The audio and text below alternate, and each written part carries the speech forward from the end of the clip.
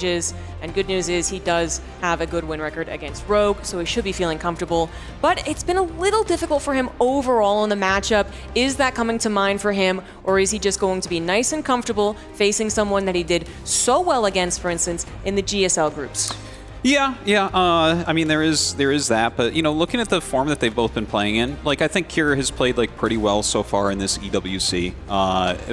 Rogue, I think, has played like maybe a level above him so far, at least in the games, you know, this week. You know, obviously he played Hero Marine, which I would put Cure a fair amount above him. But yeah, it felt to me like Rogue was really on point. Like it was quite one-sided. He looked very, very good strategically speaking and everything. And I am wondering what exactly he's going to bring. Because I do agree, I don't foresee Cure going for like a lot of Cyclones or something. I think it will be a more Marine-based play. So maybe a lot of those 8-racks plays that are so trendy. But here we go, getting into game number 1 here on Ultra Love. In the top right, our Zerg player, it's Rogue.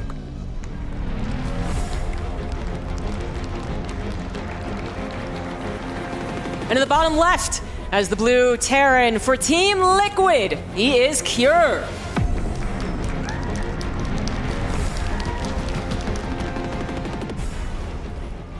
Right. I am excited. This is going to be an absolutely great series, no doubt about it. Of course, we are down to like elimination matches only. That's it. You lose at this point in a best of 5, you're out of this tournament, and that's that. So every single match, really everything on the line.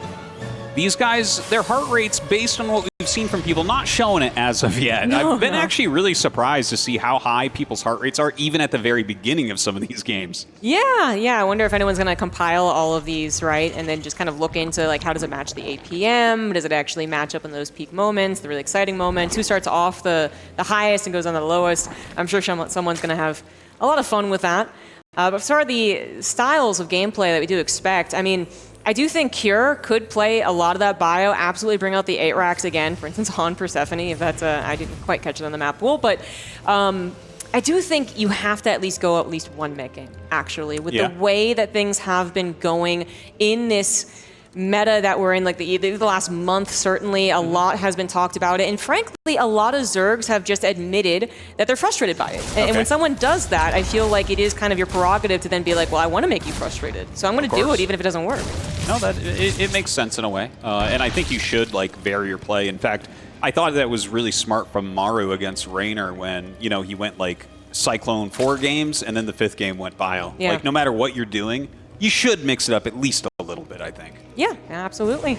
Here's going to go for a good old-fashioned 3cc, and Factory is coming on down. Reaper wants to get the information. We know that Rogue certainly can be an aggressive Zerg player. Cure, I mean, any Korean Terran can throw out a good old 2-racks, of course. So the 8-racks probably a little later on, but, you know, it feels just as deadly. But for Rogue, you know, for a long time, he was the master of almost everything because he was one of the best StarCraft players in the world and is looking to reclaim that title. He could macro very well. Late game was great. Mid game was deadly, and the early game could also be deadly. And speaking of, Lair's coming down already. I love it. All right. I'm not really sure what this is going to mean. I would be really shocked with a few different builds that do come out of 2-hatch Lair. Like that's, yeah, I'm not really sure. Like there goes on the Roach Warren, and that kind of makes sense. I wonder if as we draw towards the end of EWC, it's time for Rogue to just start making Nidus worms? Because he wins a lot of championships like that, you know what I mean? Yeah, he does. I mean, that is absolutely a possibility. We'll keep an eye out for that as he does finally take his 3rd hatchery. Cure is going to be going up to Hellion Banshee, a generally safe style of play as well.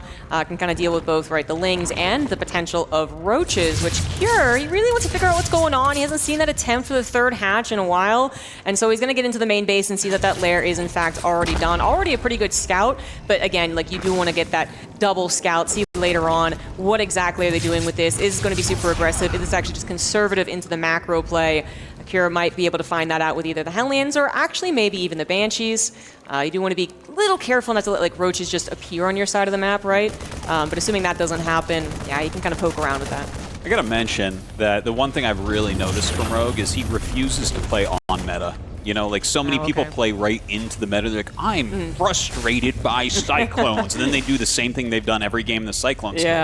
Whereas Rogue is just like, I'm not going to do anything anyone's doing, so your well-tested build orders just aren't going to work as well against me. And that's something he's been known for throughout his career, and he's showing once again here. Look at this infestation pit. What is this infestation pit? It was like what is he doing? Or something infestation pit. It's very, very fast. I mean, I think we have, like, it's been a while, basically, right? Like, I think this did have maybe, like, a month of flavor, basically, for the Zerg players. I feel like Sarah was doing some 2-base builds as well to start things off in a more defensive macro mindset, actually. I mean, typically, think a 2-base in this matchup is aggressive, but that's not necessarily the case. And that's what we're being shown here. It's going into drones after a handful of roaches, nice and protected. We saw Solar yesterday do, of course, like a 3-hatch version of this, which in general, trying to get drones up, trying to get the roaches in the right places to protect yourself against most threats, and then ideally getting up to that hive, right? So the infestation pit was just scanned, and that's a good scan, not only telling the intentions of the future, but also, remember infestors. They could pop out, one infestor could ruin the first push for Cure. But he's not doing anything with it yet. Like, the infestation pit's been up for a bit, so I'm like, I know all of us are holding our breath. It's like, okay, are we going to see infestors started, or are we going to see the hive started? I really don't know. He does start the carapace, so it's like, okay, good, you do have an upgrade going, but that's a lot of roaches. Yeah. I think Kira actually managed to only see a subsection of the roaches with the Hellion. Didn't realize that it was going to be just enough to push over the Marines that have been built. A tank has been positioned very defensively, so that is going to work out. That was not a big push. It was just kind of clever enough to tear down the growing Marine count. All right, we have 4 infestors on the way, as well as a hive. I kind of am interested in this forward turret that we're seeing from Kira already. Maybe a little bit nervous about some of the burrow movement that we've seen, which is like kind of funny because you don't see that all that often. But yeah, getting that down and ready. I tell you, I'm still not entirely sure what I'm looking at from Rogue's side. He is adding another evolution chamber. I think that's going to tell us, does he get melee or does he get ranged attack?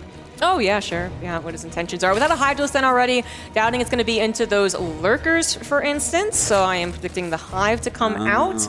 Yeah, or the Ultralisk Cavern. Obviously, a Hive is already on the way.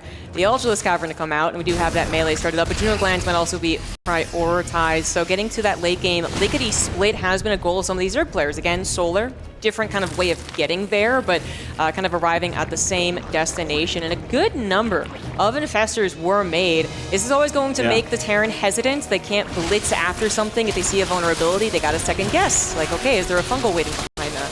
You know, this kind of reminds me of some builds that popped up right when Ravagers were added to the game, where you would kind of go for like this kind of light Roach Ravager Ling. Oh, God. Oh, no. For Rogue, this is the worst thing that could happen right now. Oh, that was so sneaky. Oh, man. He got so much value from these Cloak Banshees. Absolutely. I can't believe that. Oh, that's funny. Microbial Shroud. I don't know if that was actually on purpose, but it was, that's something we had seen. But I feel like the community didn't even noted it, and now it's like, well, it's here, but it's not very useful. These Banshees, amazing already. You know, it was kind of like the off Banshee timing. You feel like, well, Banshees don't matter anymore. I got Spores everywhere. I got Overseers. I got Queens. And they just snuck around. They saw the Infestor, was like, wait a second, he's not paying attention. He doesn't see this. That was very nice for Cure to also pick up 6 drones. Like, this is fantastic Banshee usage. It's going to get even more, and then they might even survive is the weird part. They should be fungal. They should be killed, but you keep them alive. You also have them to scout all of the ways that Rogue could be counterattacking you. Yeah, that really was fantastic. Like, the amount of difference that may end up playing in this game cannot be understated. The fact that 2 infestors are gone and the other ones had to use a bunch of their energy, like that really can change these battles that will be coming up. So very interested to see if that's going to be something where we're like, oh wow, 2 more fungals here would have really done it, you know? Yeah. So really a fantastic move from here. You got to give him props for that. Good on Rogue to take that positioning even after taking a bit of a beating. You know, like he does know that to stop the Terran push on the bridges is a good start to stopping the push overall.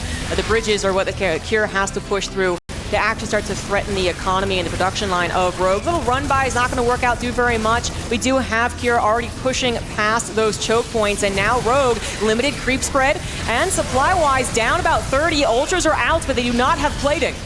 Yeah. Plating not quite done yet. The +2 carapace not quite done yet. Of course, Cure is going to get 2/2 slightly before that as well. Some very good fungals are going down right now. Throwing down those biles as well. Rogue desperately wants to save this base, but I'm not sure that he actually can. Yeah, I think the decision has to be made to let that one go. Unfortunately, the drones not quite moved out in time. But 18 SCVs also went down. The Ling run by finally finding some success. The Banshees may have been just F2'd right there, by the way. Or he thinks that this is the final push and he could just use it to actually win the game. But now they're not back there to help out against an even bigger run by. He's going to push them back to the third base, but Cure has his eyes on the prize. He can actually give up his third base for a limited amount of time if it means keeping this position. Well, he does have that position right now, but is Rogue going to bring these Ultras back for a flank? I would imagine so. Now the Banshees come back, start to help dealing with that. He does throw down some more fungals, has these biles to kind of zone things out, but we have to see a big flank if Rogue is going to clear this army. Kira is so supply blocked. So many depots went down to that third base, and this is actually going to be cleaned up, but maybe this is a choke. It's a brutal choke. The fungals, they did hit, but are they actually going to get the rest of the bio as more come in? The Ravagers forced to flee without protection. Well, he's stimming forward right now, going for it, sets up these Liberators, and you can see Rogue with the tilt of the head. That is a tilt of frustration, and GG is called. Cure will take game number 1. But I have to say, okay, he took game number 1, but I was super interested in Rogue's build, and I think obviously those 2 Cloaked Banshees made a world of difference, because he was like borderline gonna hold that hatchery for a little bit there, and it just kind of didn't work out. But I tell you what, if he has 4 Infestors with full energy there instead, I could see him holding it. I think it's really the snowball effect, right? Because we also really shouldn't ignore the 10 drones that have to be removed. Like that also absolutely contributes to what is a very close to incoming push on the way. You don't have that happen. You don't lose the Infestors, you don't lose the drones, you don't have the panic moment that interrupts the Zerg flow, where you're just kind of like running around, pulling your drones and all that. So you're even, more prepared to maybe even catch them on the other side of the bridge, force that siege up first, then the siege up as they begin to cross the bridge, and so on and so forth. And that is the difference of having chitinous plating a little bit sooner too. So maybe when they do push a little too aggressively, you're like, hey, maybe I can get this around. But by that point, it was already so many chokes in Cure's favor. I really love that he did just let that third base go. Yeah, I definitely agree with you there. Like, you called it that he thought, like, okay, this might just be the push. Let's just do it, give up that third base. That's exactly the plan he went with, and it worked out perfectly. Rogue, I definitely see a little bit of frustration in him. But again, I think that he's actually bringing, like, some really novel builds, some really novel ideas, and I can see these working out for him. That one in particular didn't in that game. Some strange circumstances, but I still feel like he has plenty of shots here. When it comes to Cure's most ideal situations, too, though, I do feel like that is a game that he absolutely wants. A victory, first of all, but then second of all, a game that really not a lot happens, and then he is able to do a perfectly timed 2-2 push. 2-2 had also finished during that taking of the 4th hatchery. And then really just, be confident in his pushes, kind of reduce the chaos, because you do just say, okay, third base, I don't need to go back and save that. I'm going to focus primarily on this push.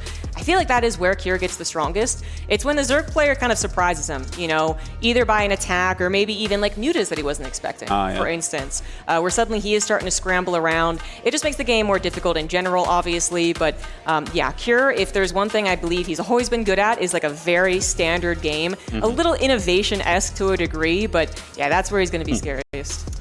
Well, I think Rogue does know that. Of course, they used to be teammates on that Jin Air Greenlands team so many years ago, so they definitely are pretty aware of each other and their styles. But here we go into our next game here on Incorporeal. We have in the top left our Zerg former champion. It is Rogue.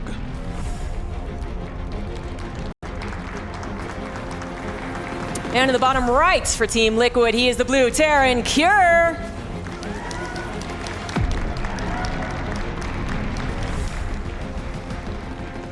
Looking to repeat in Riyadh, at least as far as getting to the finals, which would be a huge achievement. It felt like when you watched Cure's games 2 years ago, he was destined to win. He was playing so well. Then we watched Rainer's and wait, no, this guy's destined to win. And then there was that clash that ended in Rainer's victory. But Cure absolutely looking for that same feeling, looking like the best Terran in the world. They also, of course, still have Maru and Clem, so it's a very, very tough place to be.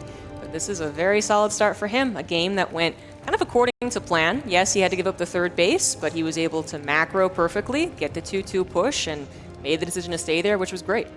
Yeah, very good decision-making and everything. I really liked the kind of delayed Banshee play, of course. That was what we were underlining most in that game.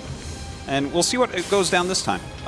So far, no gas yet here for Rogue. We'll keep an eye on that. But the first Reaper being made from Kier, so pretty standard opener here from him.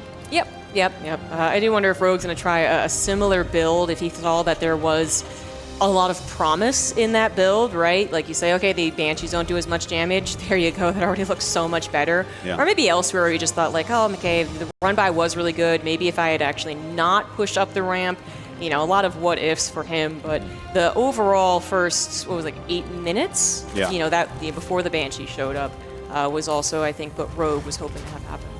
Oh, totally. It's funny to watch, like, even against these Banshee builds, we've seen several Zerg players at this event just running with the roaches anyways, right? And they've actually had very good results with that. You know, you end up picking off a bunch of SCVs, and it's like, well, I didn't really need all those roaches, or at least at full health. No problem. We'll see if he goes for that again. You know, he has played Ling Bane against Terran here as well a little bit, so... Not entirely sure that he's going to go Roach every game, although he does have little stretches of his career where he's done that. Yeah, he has. Yep. There's already a different build, obviously, with the third hatch already being down. Kira is going to notice that as well. But yeah, thinking about Rogue's little game plan with the kind of non-committed amount of roaches, let's say. You know, it did take down some of those Marines, but perhaps was looking for a little more in the actual economic damage, which was stopped by Cure. And if that doesn't work, then yeah, don't slip that in. But again, it is already a different build. No guarantee on the roaches. No guarantee on it being a very defensive game waiting to those ultras. For Cure, I mean, don't fix what's not broken. You know, 3 CC into the Hellion Banshee would be fine. And he is going Hellions. He has also done the kind of Marine-focused surprise Banshee build. There's the second factory, so now we know what Cure's up to. All right. So he is going to be mixing that mech right away here. Of course, with Rogue, he is getting the Roach Horn. No big surprise with the lateness of that gas. We've seen that kind of going a little bit more mineral heavy. And, I mean, he's going to have that third base up and getting saturated relatively soon here, as he is able to push the creep over a little bit and get some defense up there against incoming Hellions. I'm interested to see, right? Because he's like opening Roach, and he is kind of a Roach type of guy. So, like, how is his defense going to stack up against some of these other Zergs as far as defending the Cyclone pushes that come in? And I was wondering, you know, how pressured do the Zergs feel to be a Roach player? Because that at least gives you, I think, a more solid chance of defending than, you know, matching up Lings versus the 8, 10, 12 Hellions that accompany the Cyclones. So that might also be a factor, but we do have, yes, Roaches coming out for Rogue. He does need to figure out that it is going to be mech. The Cyclone's going to be on the way. He also wants to, of course, see if it could be those Banshees, which are such an annoyance. But this Overlord might not be getting very far into the base, too. No, 3 Marines coming out here, not even necessary. Interesting. I wonder if that third Marine was kind of a tell on how, like, quickly maybe the add-ons were, but he actually kind of, like, pulls it back. It will see. Oh, that is a fake. I don't know if he saw the fake. But that was either really, way, he really smart. Yes, it was. Oh my God! So he pulled the third Marine away instead of attacking because he calculated that he would see the upgrade in the tech lab. So he just did the best fake you could ever have for showing that you're going bio, but he is going Cyclone. So like beautiful, beautiful play from Cure. Absolutely, and you have that tech lab on the barracks, so you're going to swap it off. Like that was just fantastic timing. So able to swap it off, obviously, immediately after the Overlord died, but what a split-second decision there from Cure. Excellent right there. And now going into, obviously, the Hellion Cyclone. So, you know, you do have Roach as a Zerg player here. You're not going to just be immediately bowled over by the Hellions, for instance, but obviously the Cyclones, well, that is more so what they're adapted to defending or defeating, which is Roaches. This is the more problem, I would say, on kind of the pacing of the game that Rogue expects. Hellions showing themselves. Could be a dive from a bio player just looking to get rid of Hellions, you know? Like 7 drones do go down, which is already pretty good, and these Hellions decide to live anyway. But yeah, it's the pacing of the game, you know, where Rogue kind of expects like how frequent the attacks are, where the attacks are coming in. It's going to be drop base. It's going to be obviously this very long back and forth against the battle mech, and that's what it is. So this is interesting. Cure up to 6 gases at this point. The Overseer is going to see that it was pretty quick too.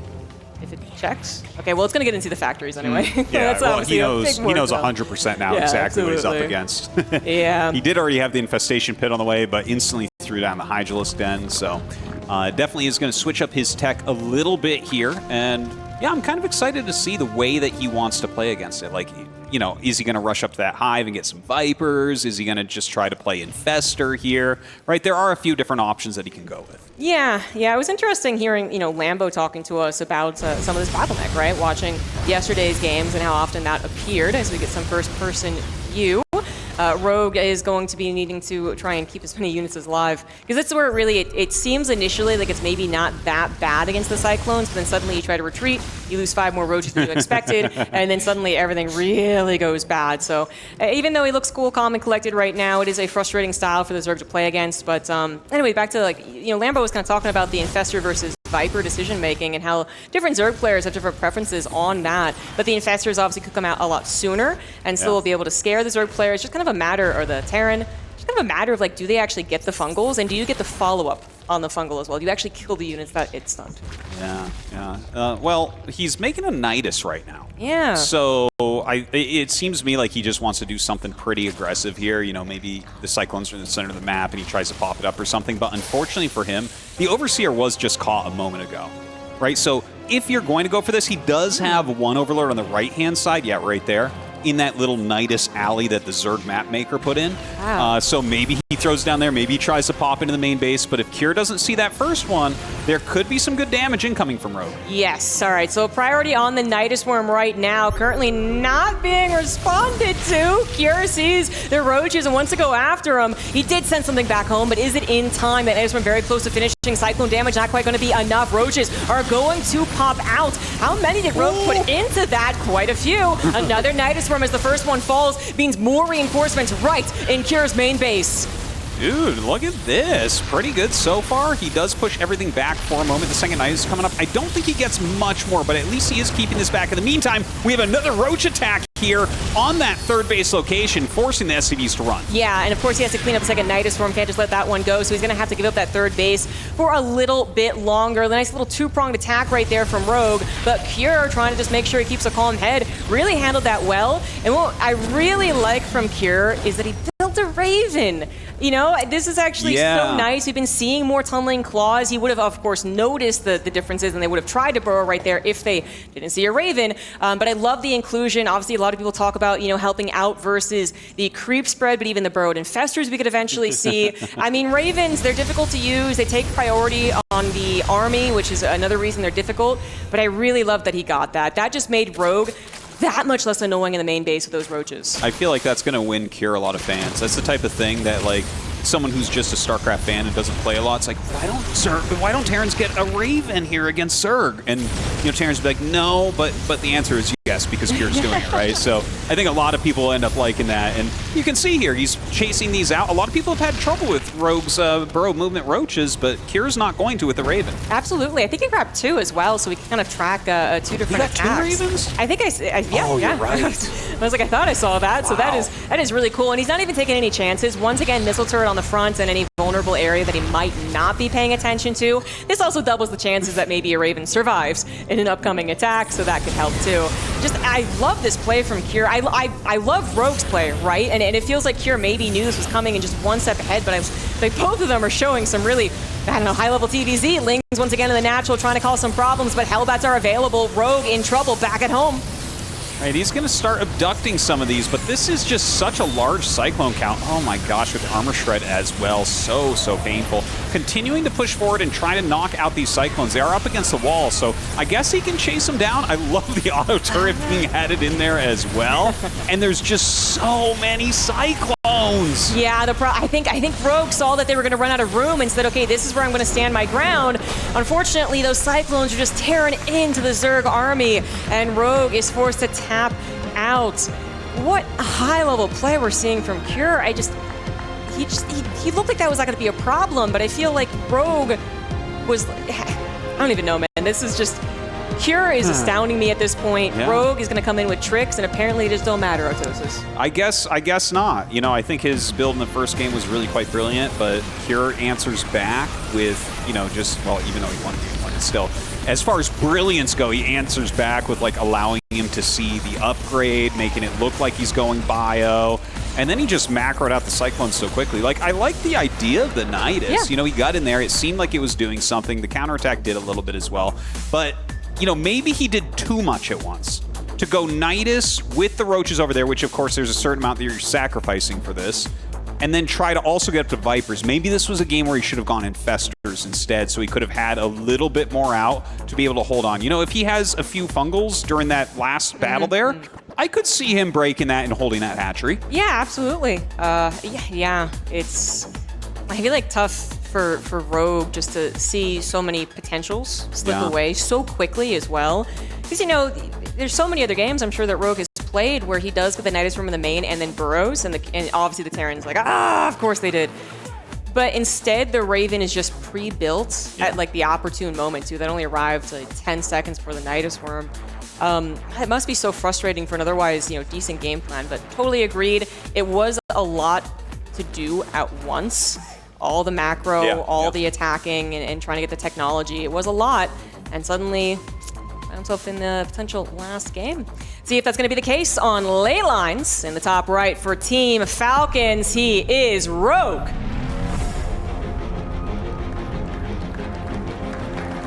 And the bottom left looking to stamp his ticket to the round of 8. It is Cure.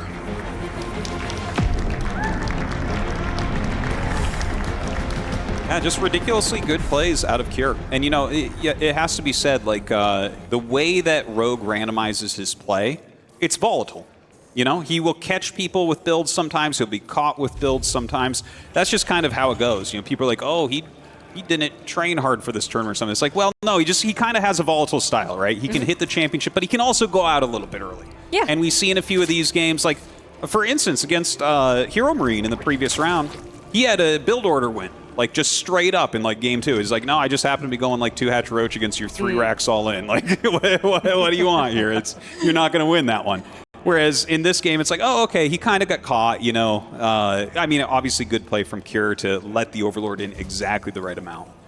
But we shall see now. And I love the build he's doing here, because this would counter what Rogue was doing last game. Yeah, it's actually interesting that it's 2 Raxes, but he's going to go Marine.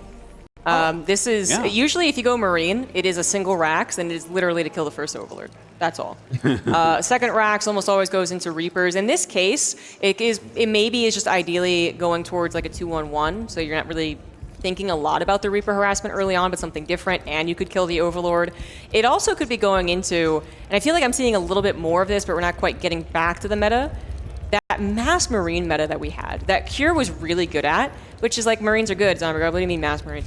I mean, like, they really stalled out Medivacs, and they went for a lot of Marines, and they just kind of hovered around the Zerg player, and the Zerg player was like, do I drone? Do I make arm? Do I drone? It was kind of confusing for them. In this case, so early on with the Marines, Rogue also didn't send his Overlord over immediately. He was checking for a proxy 2 racks, 100%, or 3 or 4, whatever it could have been.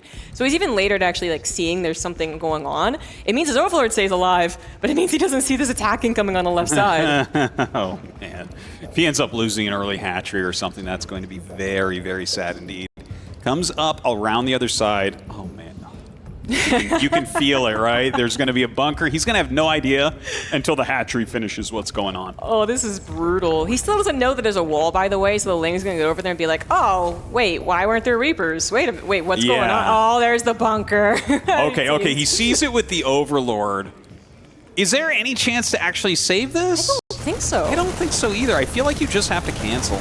Yeah, that's exactly what Rogue reads as well. Cure says, okay, fair enough, but maybe I can get even a little bit more. You clearly don't have Lings this early on in a regular old ZVT. Maybe a Queen could go down. Maybe just the Creep Tumor, which is a good snipe too, and then an Overlord as well. Maybe this 3rd hatch elsewhere. You know, honestly, that if you get on top of it fast enough, just because it's so low health, but 16 Lings are on the way with speed, so I don't think it'll he might It's a little bit annoying. He should be able to save it, though. Yeah, he is. Lings are just well-timed enough. So, a good call, by the way, on the mass Marine strategy, because a couple more barracks have been added in. So, he's definitely going pretty darn heavy on those Marines. Luckily for Rogue, with the Baneling Nest on the way, he is going to have some counterplay there.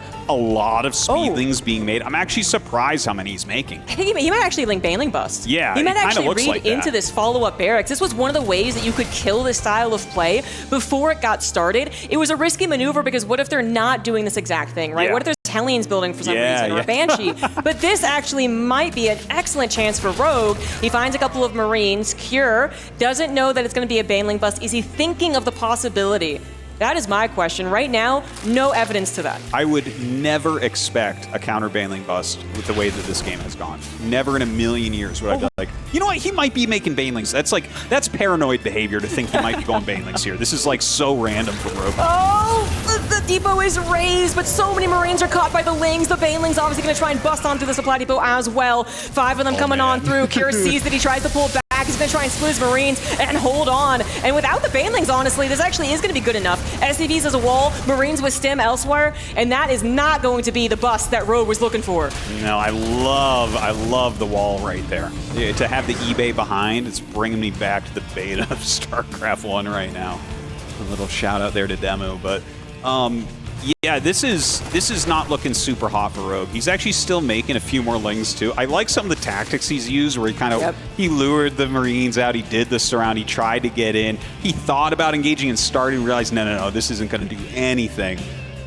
And he's sitting here, his drone count is so low. Like, he's popping out a lot of drones right now, but he was in the 20s for this whole time, yes. Which is no good. No. And Kira's been calmly producing SCVs and Army, you know, as Terrans too, so this is a very problematic situation for Rogue. I think at that point you really have to literally surround the entirety of the Terran army, like catch them with the supply depot down, so you also have the Banelings threatening, because then they can't pull the SCVs, and the Marines have to split, which increases the Zerg's effectiveness against them, the Zerglings.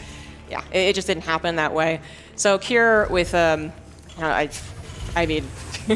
this is such a drastically bad game for Rogue at this point that Kira might be like, well, I might just win this anyway. Maybe he was planning to kind of show his Marines and be the bully that I was talking about, the way that you did use that 4 racks previously. But after that, you're just like, well, Rogue's pretty dead. I'm just going to play a normal game. Yeah. If he just macros up normally, like, there's no risk that he really, truly has to take at this point. Just play a solid macro game, and just based off of the amount of Lings he had to make, the lateness of the drones, the lateness of the third, those things together, it's like, yeah, just mass barracks. You're going to be in good shape. Yep. Rogue is obviously going to have something up his sleeve. He has 3 bases. He's getting layer, carapace, a ton of Zerglings being made. I don't know what the plan is. I feel like maybe it's Baneling speed and just like trying to completely erase the army just randomly or something like that. Burrow, okay Burrow Banelings try to blow up the army. He's got to do tricks though. He has to. Yes, yeah, but imagine if that works. That would be one of the sickest games. Dude, if he wins this game because he hit Burrow Baneling landmines perfectly and like massed Ling with like, look at this, 52 drones right now. I mean, that's legendary. Yeah, it is. That is the only hope that you really have, which makes the Zerg player, when they have to depend on this so early on in the game, it makes this really weird situation too, where they can't really be as aggressive on creep spread as maybe they usually would. Like, he probably doesn't have that many queens, and he's not really pushing it out right now. But yeah, still literally 3. So yeah, that's something that also plays into that problem. So. Yeah, the downside is you will not have advanced notice of all the move-outs from the Terran. Like, the creep is so limited, but here comes a big ol' attack. This might be, the Baneling coming in here. Tank is going to target fire all but 2, which are focus-fired by Cure. The Marines will eventually be taken down, but most of Rogue's army also went down, so a couple of reinforcements might be good enough for Cure to hold at least the natural. The 3rd base will have to be forfeit, but temporarily, I believe, Cure is going to let those Lings in, so it seems like he thinks he's going to have enough on the reinforcements. Okay, there's a lot of Lings still running up here. He should be able to get the siege tank. I'm not sure exactly how much he'll get. Is he going to actually kill those Marines as well? Yes. Yeah, he's going to pick off a few more. Like, I mean, Rogue is being a little bit of a magician here, but his economy is still terrible. He's down to 49 drones right now after adding some buildings. Yeah, that's Kira was right to just say like, this isn't too bad. Even with more reinforcements from Rogue trying to match up with that momentum, it just did not happen. Kira collected his drop back, and then he had a lot of reinforcements coming out from a production line that is pretty much fully set up at this point. And yeah, even though that was kind of catching him off guard, excellent micro, first of all. And then second of all, just still such a strong position for Kira. He could really take a lot of lumps before he had to worry. Well, we're droning up here once again. Double Evos are going, and he's actually doing an okay-ish job keeping up on those upgrades. Infestation pit on the way. But it really does look like Kira is just going to hit a power spike, where it's like he has this kind of critical mass that the Ling Bane isn't going to deal with. And we've already had a lot of tricks. I guess the next trick is like you have Baneling speed and you have Burrow. but that has to work perfectly as well. I feel like Rogue is going to have to win like 3 battles in a row to win this game. Oh yeah, for sure. Yeah, I would say also the next addition might be Infestors. Obviously a fungal can help out in the same way, but these are all, these help take better engagements for Zergs. In this day and age, they don't seem to really be, literally game deciding as far as this type of game. Cure is so far ahead, really can't be said enough. That a fungal that gets 1 or 2 engagements, wouldn't actually be good enough. And Cure, feeling confident to actually move most of his army on the offensive at this point while he grabs a 4th base and finishes up, I believe, +2 attack, is going to be looking to kill Rogue's 4th. All right, a very important moment here for Rogue. His tournament life is on the line right now. With Cure moving forward, he's up 2-0. Rogue is behind. He's way down in supply. He's way down in army supply. He has got to take an amazing engagement here. Going to be off creep if he goes for it. He gets a bit of a surround on some units. Can't even take them down. Yeah. Decides not to, and he's just going to try and continue buying more and more time. This medevac flying around, searching for potential either run by or surround. Sees a couple of banelings that are awfully suspicious. I mean, he doesn't quite that's know. true. That is, if you see that, you're like, that's for Burrow. 100%. Yeah. Infestors are out, by the way, so again, some of like the best comeback options for a Zerg player are on the field, but Cure, I feel like Cure is playing this game like exactly as he should, which is just, okay, I'm going to macro, you're in a bad spot. Also, I'm going to play pretty conservatively. I'm going to keep a lot of my army at home where you did that big old Ling attack in the first place. And even here, this is just like solid Terran play. It's methodical. It's always got the safety net of going up with the medevacs too. And the Fungals, maybe they haven't actually shown themselves yet, the Infestors, but again, they need to do so much more. I think they did, so Cure should always be a little split for this. Well, maybe not. Okay, that was not it. That was not the split, but it's also not enough follow-up. Even with a second fungal, so much of the Terran army is still alive. And there's also a drop up here in the main. All the queens coming up here to fight right now for Rogue. He really needs to hold on. He's taking damage all over the place. His 4th base under attack. His main base under attack here as well. And it feels like everything is falling off right now for our former world champion. Yeah, Cure is absolutely going in to the quarterfinals at this rate. He has a 70 supply lead. Pretty much all in army as well. 80 in fact. And the main base is going to go down. That is going to be it. Cure with an amazing 3-0 against Rogue, was 1 step ahead in every game. He certainly was. Very well played from Cure, looking absolutely fantastic. Rogue, our 2nd former world champion to drop so far in this tournament. Unfortunately, he will not be going any further, but Cure is looking on point. That was some amazing play from Cure. I really can't express how cool that was. That is giving me kind of the feelings of that Gamers 8. Gamers 8, he also displayed a lot of very high-level multitasking and micro, and he had to kind of wait to show that in this game. But it was because he was really, like, the patience was being rewarded. Just the solid macro play was being rewarded, but then when he pulled the trigger, he was everywhere at once. He was microing everything, and yeah, Cure, he's got it all, it feels like, for this tournament, and that could mean good things for his chances leading into the quarterfinals. I believe we're going to go to the stage to have an interview with Cure. Thanks so much, ZG.